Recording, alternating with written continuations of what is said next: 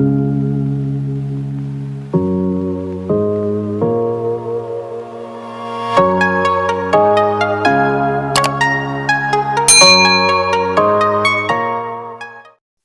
assalamualaikum. Kembali lagi dengan saya, Widya Chadharsy Chandra. Di video kali ini kita akan sama-sama belajar mengenai pengelolaan kualitas air budidaya. Sebelum kita mulai, saya mau ngingetin lagi, jangan lupa untuk teman-teman yang baru bergabung, klik tombol subscribe dan tekan loncengnya ya, supaya kalian gak ketinggalan updatean terbaru dari channel kami. Terima kasih. Soal nomor 1. Suhu, kecerahan, densitas, tegangan permukaan, dan salinitas merupakan parameter kualitas air yang menunjukkan sifat titik-titik dalam perairan. A. Kimia, B. Biologi, C. Fisik, atau D. Alami. Oke, jawaban yang tepat adalah C. Menunjukkan sifat fisika perairan. Nah teman-teman, untuk pengelolaan kualitas air perairan ada 3 parameter yang menjadi pokok kunci yang harus kita perhatikan. Itu dibagi menjadi 3 aspek ya. Yang pertama ada aspek fisika perairan, kemudian aspek kimia, dan yang terakhir adalah aspek biologi. Di sini saya lampirkan apa saja yang termasuk ke dalam parameter aspek fisik, aspek kimia, dan aspek biologi, beserta nilai kisaran yang baik untuk budidaya ikan. Untuk aspek fisik sendiri terbagi jadi beberapa item seperti suhu, kecerahan, kekeruhan, salinitas, dan debit air. Sementara untuk aspek kimia ada beberapa, yaitu oksigen terlarut atau biasa disingkat DO ya, kemudian karbon dioksida, pH air, alkalinitas, kesadahan, amoniak, H2S, nitrit, nitrat, dan fosfat. Kemudian kalau untuk aspek biologi ada beberapa yang diperhatikan, yaitu kemelimpahan plankton, bentos, dan perifiton. Nah, untuk parameter kualitas air ini, di sini suhu berperan sebagai controlling factor, di mana ketika terjadi perubahan suhu yang signifikan, otomatis terjadi perubahan besar terhadap beberapa aspek fisika, kimia, dan biologi. Sementara di sini kalau pH dia berperan sebagai masking factor. Kalau misalnya dia terjadi perubahan yang terlalu tinggi, itu mempengaruhi terhadap beberapa item di aspek kimia ya. Nah, kenapa sih kok suhu bisa dikatakan sebagai salah satu controlling factor di parameter kualitas air? Jadi saya gambarkan misalnya ketika terjadi perubahan suhu, misalnya suhu menjadi lebih tinggi, otomatis terjadi perubahan di oksigen terlarut. Kadar oksigen terlarut menjadi rendah karena terjadinya persaingan oksigen di dalam perairan. Jadi pertanyaannya, loh kenapa ketika suhu air menjadi tinggi, kadar oksigen terlarut menjadi rendah? Hal itu disebabkan karena proses metabolisme di dalam tubuh biota air itu semakin tinggi, otomatis membutuhkan kadar oksigen yang tinggi, sehingga terjadilah persaingan perebutan oksigen terlarut di dalam air sehingga menjadi rendah ya. Dan ini tidak baik untuk perairan karena oksigen terlarut itu adalah faktor kunci yang harus kita usahakan nilainya itu tetap stabil di dalam air. Di sini kita lihat bahwa nilai kisarannya adalah 5-6 ppm atau 5-6 mg per liter. Selain itu, air sebagai lingkungan hidup organisme relatif tidak begitu banyak mengalami fluktuasi suhu dibandingkan dengan udara. Hal ini disebabkan panas jenis air lebih tinggi daripada udara. Artinya, untuk naik 1 derajat Celcius, setiap satuan volume air memerlukan sejumlah panas yang lebih banyak daripada udara. Nah, pada perairan dangkal akan menunjukkan fluktuasi suhu air yang lebih besar daripada perairan yang dalam. Sedangkan organisme memerlukan suhu yang stabil atau fluktuasi suhu yang rendah. Kemudian batas toleransi perubahan suhu untuk biota air itu dia tidak boleh melebihi dari 5 derajat Celcius. Nah, beberapa nilai kisaran untuk budidaya ikan yang kita sudah harus hafal di luar kepala itu seperti suhu ya. Di sini 20 sampai 30 derajat Celcius, tapi biasanya sih di lapangannya itu sekitar di 25 sampai 30 derajat Celcius ya. Terus untuk kecerahannya harus lebih di atas 10 cm. Kemudian oksigen terlarutnya di 5 sampai 6 ppm. Kemudian pH-nya di 6,5 sampai 8, tapi pH netral itu di angka 7 ya.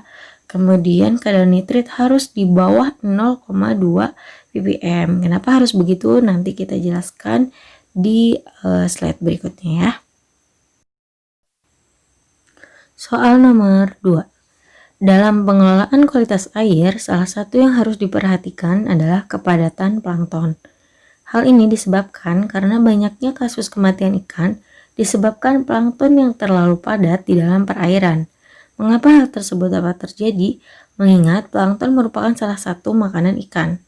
Apakah A. Karena ikan terlalu kenyang, atau B. Terjadinya pelapisan air, C. Terhambatnya cahaya masuk, atau D. Terjadinya persaingan oksigen di dalam perairan. Oke, jawaban yang tepat adalah D. Terjadinya persaingan oksigen di dalam perairan.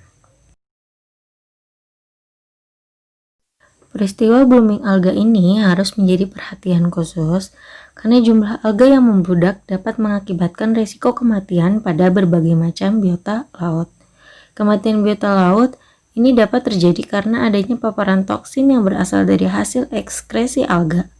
Populasi alga yang membludak tentu akan menghasilkan toksin yang banyak pula ya. Jika dibiarkan berlarut, hal ini tentu akan membawa kematian pada berbagai jenis organisme perairan. Selain menimbulkan banyaknya toksin di perairan, ledakan alga juga dapat menyebabkan kadar oksigen terlaut di dalam air menjadi berkurang. Hal ini dikarenakan alga membutuhkan oksigen yang cukup untuk hidup. Jumlah alga yang sangat banyak tentunya akan memicu perebutan oksigen dengan biota di dalam air. Hal ini juga yang akhirnya memicu kematian banyak ikan di laut dan di perairan lainnya. Selain kekurangan oksigen, ikan-ikan juga akan mengalami keracunan akibat hasil ekskresi dari aktivitas metabolisme yang dilakukan oleh alga. Soal nomor 3. Upwelling adalah kondisi yang menyebabkan keracunan dan kematian ikan yang disebabkan kondisi air yang anaerob yang naik dari dasar ke permukaan. Hal ini disebabkan karena adanya A. Aliran air yang vertikal, B. Arus, C. Pasang surut air, atau D. Gelombang air. Oke, untuk jawaban yang tepat bisa jadi ada dua ya. Yang pertama adalah karena aliran air yang vertikal, yang kedua adalah karena arus. Jadi, upwelling adalah penaikan massa air laut dari suatu lapisan dalam ke lapisan permukaan. Tapi ini kejadiannya enggak cuma di laut ya. Di beberapa kasus itu sempat terjadi di Danau Toba, di Danau Maninjau, di kawasan perairan budidaya ya. Gerakan ini membawa serta air yang suhunya lebih dingin, salinitas yang tinggi, dan zat-zat hara yang kaya ke permukaan. Ya, jadi kebayang ya, itu adalah penaikan massa air yang berada di lapisan dalam ke lapisan atas. Kemudian itu bisa terjadi karena dalam 3 bentuk ya. Yang pertama karena adanya arus dalam, yang kedua massa air yang bergerak berdampingan, yang ketiga dapat pula disebabkan oleh arus yang menjauhi pantai akibat tiupan angin darat yang terus-menerus selama beberapa waktu. Nah, ini yang harus kita garis bawahi bahwa meningkatnya produksi perikanan di suatu perairan dapat disebabkan karena terjadinya proses air naik ya, karena gerakan air naik ini membawa serta air yang suhunya lebih dingin, salinitas yang tinggi, dan tak kalah pentingnya zat-zat hara yang kaya seperti fosfat dan nitrat yang naik ke permukaan. Banyak kasus di kawasan perairan itu terjadi kematian ikan secara mendadak karena ternyata bahwa air yang berada di Di lapisan dalam yang naik ke permukaan itu dia tidak hanya membawa unsur-unsur hara yang baik, tetapi juga membawa zat amoniak yang beracun untuk ikan ya. Kenapa sih zat amoniak itu beracun? Itu disebabkan karena hasil sekresi dan juga terjadinya penumpukan pakan di bawah lapisan air. Nah, hal itu disebabkan karena pengelolaan pakan yang tidak baik dan pengaturan kepadatan tebar ikan. Jadi itu yang harus kita kelola supaya untuk menghindari terjadinya upwelling ini ya, selain karena gejala alam, dan kita juga sebagai pembudidaya harus mengontrol dan memanage di bagian itu. Soal nomor 4. Kekuatan stratifikasi suhu atau pelapisan pada air sangat bergantung kepada A. Oksigen terlarut dalam air. B. Banyaknya fitoplankton di dalam air. C. Cahaya matahari yang masuk. Atau D. Karbon dioksida yang dihasilkan oleh plankton. Dan jawaban yang tepat adalah C. Cahaya matahari yang masuk.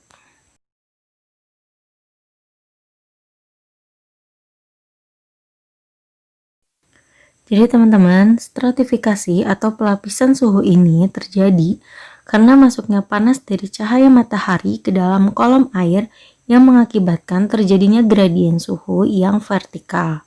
Pada kolam yang kedalaman airnya kurang dari 2 meter, biasanya terjadi stratifikasi suhu yang tidak stabil. Oleh karena itu, bagi para pembudidaya ikan yang melakukan kegiatan budidaya ikan, kedalaman air tidak boleh lebih dari 2 meter. Selain itu, untuk memecah stratifikasi suhu pada wadah budidaya, diperlukan suatu alat bantu dengan menggunakan aerator, blower, dan kincir air. Selain itu, ini berfungsi untuk mensuplai oksigen terlarut di dalam perairan ya. Soal nomor 5. Di bawah ini, lapisan air yang memiliki perubahan suhu yang sangat tajam adalah A. Epilimion, B. Thermocline, C. Hypolimion, atau D. Density. Jawaban yang tepat adalah B. Thermocline. Jadi, danau dan waduk mempunyai karakteristik limnologi yang unik, di mana wilayah perairannya terbagi ke dalam ruang-ruang berdasarkan distribusi cahaya dan panas pada perairan tersebut. Danau berdasarkan distribusi cahaya terbagi menjadi zona limnetik atau pelagik, fotik, afotik, dan profunda, yang paling bawah ya, yang tanpa cahaya. Distribusi panas yang berbeda-beda pada lapisan danau menyebabkan danau terstratifikasi menjadi beberapa zona. Yang paling atas dinamakan epilimion, yang di lapisan tengah itu thermocline, dan hypolimion yang ada di bawah ya. Adanya faktor fisika seperti angin yang menghasilkan energi kinetik yang cukup besar dalam perairan dapat menyebabkan pergerakan massa air dan pengadukan di danau secara horizontal dan vertikal. Nah, salah satunya adalah upwelling yang tadi sudah dijelaskan sebelumnya, merupakan fenomena yang disebabkan oleh adanya pergerakan secara vertikal tadi ya. Kenapa thermocline menjadi lapisan yang mengalami stratifikasi suhu yang lumayan tinggi? Dikarenakan dia itu berada posisinya itu di tengah, jadi antara panas matahari dan suhu dingin itu terjadi perubahan yang sangat signifikan di lapisan tersebut, berbeda dengan lapisan yang paling atas yang lebih relatif stagnan ya, karena mendapatkan cukup cahaya matahari. Soal nomor 5. Proses pembentukan nitrat yang dilakukan secara alami dengan mengoksidasi senyawa amoniak beracun oleh bakteri di dalam air adalah proses A. Stratifikasi, B. Sterilisasi, C. Nitrifikasi, atau D. Adaptasi. Jawaban yang tepat adalah C. Nitrifikasi. Jadi nitrifikasi merupakan proses pembentukan nitrat yang dilakukan secara alami dengan mengoksidasi senyawa amoniak beracun yang bersifat racun pada tambak. Proses ini tentu terdengar cukup penting dalam budidaya perairan karena mampu mengurangi tingkat amoniak pada tambak. Proses nitrifikasi dilakukan dengan dua tahap. Yang pertama dilakukan oleh bakteri dari genus Nitrosomonas yang mengoksidasi amoniak menjadi nitrat. Tahap kedua dilakukan oleh bakteri dari genus Nitrobacter dengan mengoksidasi nitrat menjadi nitrit. Pada umumnya, nitrat tidak bersifat racun bagi udang maupun ikan. Namun, proses lanjutan yang membuat nitrat menjadi nitrit inilah yang bersifat racun bagi udang. Hal ini karena nitrit dapat mengikat hemoglobin udang dan ikan, sehingga udang dan ikan tidak dapat menyerap oksigen dengan baik. Selain itu, proses nitrifikasi juga mengakibatkan berkurangnya kadar oksigen terlarut di dalam air, serta membuat air menjadi bersifat asam. Kondisi tersebut tentu bukanlah suatu kondisi yang ideal untuk kehidupan udang dan ikan. Maka dari itu, di kisaran parameter kualitas air yang baik untuk budidaya tadi dikatakan bahwa kadar nitrit harus di bawah 0,2 ppm. Karena kalau kadar nitrit tinggi, otomatis kadar oksigen terlarut menjadi rendah dan pH air berubah menjadi asam, dan tentunya ini kondisi yang tidak baik untuk kegiatan budidaya. Soal nomor 6. Pengaruh penurunan pH terhadap komunitas biologi perairan adalah kecuali A. Penurunan keanekaragaman dan komposisi jenis plankton. B. Proses nitrifikasi menjadi terhambat. C. Kemelimpahan total, biomasa dan produktivitas mengalami perubahan. Atau D. Terjadinya blooming alga di perairan. Jawaban yang tepat adalah D. Terjadinya blooming alga di perairan, karena ini kecuali ya yang ditanyakan. Nah, teman-teman, di sini saya lampirkan ya pengaruh umum perubahan pH air terhadap komunitas biologi air ya. Di sini terlihat jelas bahwa kalau pH-nya semakin turun karena keragaman planktonnya menjadi menurun, kemudian proses nitrifikasi terhambat dan alga hijau berfilamen semakin banyak. Dan tentunya ini tidak baik untuk proses atau kegiatan budidaya ya. Oke, kita harus terus mengusahakan pH air berada pada kisaran optimal atau netral di angka 7. Soal nomor 7. Apa peranan bakteri di dalam perairan? A. Sebagai penstabil suhu air. B. Sebagai pakan alami ikan. C. Sebagai penetral pH air. Atau D. Sebagai dekomposer komponen organik.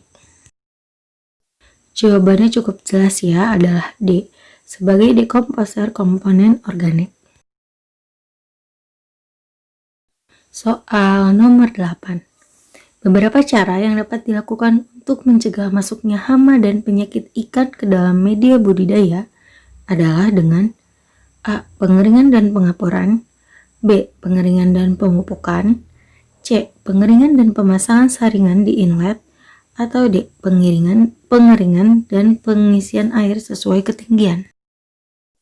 Jawaban yang tepat adalah C. Pengeringan dan pemasangan saringan di inlet.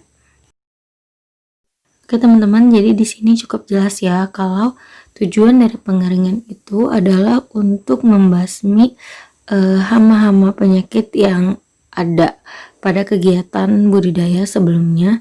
Selain itu juga untuk mengendapkan gas-gas beracun yang ada di dalam tanah. Kemudian, sedangkan pengapuran itu bertujuan untuk menetralkan pH. Kemudian kalau pemupukan untuk mensuplai unsur hara yang nanti dibutuhkan untuk penumbuhan pakan alami. Kemudian kalau pemasangan saringan di inlet ini bertujuan untuk mencegah masuknya hama dan penyakit yang terdapat di dalam media yang akan kita gunakan untuk kegiatan budidaya. Soal nomor 9. Metode yang dapat dilakukan untuk mendeteksi tingkat pencemaran perairan atau keberadaan limbah perairan adalah dengan cara A. Analisis data primer dan sekunder. B. Analisis data kualitatif. C. Analisis data laboratorium. Atau D. Analisis data sebaran. Jawaban yang tepat adalah A. Analisis data primer dan sekunder. Jadi, metode yang dapat dilakukan untuk mendeteksi tingkat pencemaran perairan itu bisa dilakukan dengan yang pertama analisis data primer, yaitu dengan melakukan sampling pada saat tertentu dan dibandingkan dengan standar kualitas air sesuai dengan peraturan perundangan yang berlaku. Monitoring kualitas air secara berkala dari time series data sangat penting untuk dilakukan melihat kecenderungan kualitas perairan dari waktu ke waktu. Idealnya monitoring pencemaran ini harus dapat mewakili musim dan peralihan musim yang berbeda, sehingga dalam 1 tahun bisa dilakukan pemantauan 4 kali yang mewakili musim kemarau, musim hujan, dan 2 musim peralihan. Sementara analisis data secara sekunder yaitu dengan melakukan dilakukan oleh pihak lain ya, baik dari lembaga lingkungan hidup, perguruan tinggi, lembaga penelitian, lembaga swadaya masyarakat, dan lain-lain. Soal nomor 10. Proses pemisahan partikel-partikel melayang di dalam air oleh pengaruh gaya gravitasi atau gaya berat partikel disebut A. Eutrofikasi, B. Sedimentasi, C. Resirkulasi, atau D. Stratifikasi. Oke, jawaban yang tepat adalah B. Sedimentasi. Ini cukup jelas ya di optionnya. Kalau eutrofikasi seperti yang kita pelajari di video sebelumnya, bahwa eutrofikasi itu adalah salah satu jenis pencemaran perairan yang disebabkan oleh penambahannya unsur hara yang disebabkan oleh kegiatan manusia seperti pertanian, kemudian limbah dari industri-industri usaha manusia, dan yang lainnya. Kalau resirkulasi itu seperti sebuah teknologi untuk memanfaatkan media budidaya atau air yang telah digunakan dalam sistem produksi untuk digunakan kembali layaknya air yang baru dengan menggunakan berbagai treatment dan filter, baik itu secara mekanis ataupun biologis dalam wadah yang terkontrol. Oke deh teman-teman, sekian dulu pembelajaran kita mengenai pengelolaan kualitas air di budidaya.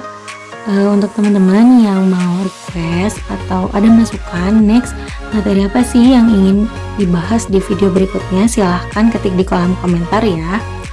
Oke, terima kasih sudah menonton channel ini, sampai jumpa kembali.